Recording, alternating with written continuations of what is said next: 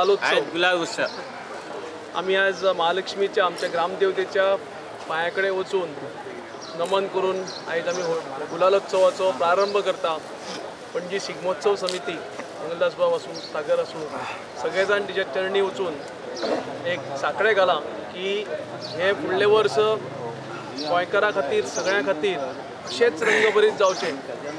म्हाका पूर्ण आशा आसा की डेफिनेटली ह्या गुलालोत्सवाच्यान एक नवे प्रारंभ करूया, एक नवे पर्व चालू करूया, एक बरे रंगीत आमच्या जिवनात हाडया. आयज आमी मनोहरबाई खातीर पणजी शिगमोत्सव समितीच्या वतीन साखळे घाला. आयज ह्या पयले होळयेक म्हाका दिसता तो आमच्या मदीं ना, पूण डेफिनेटली बरो जावन घटमूट जावन आनी एका नव्या फोर्सान फुडल्या होळये पर्यंत ह्या गुलालोत्सवाक सामील जातलो.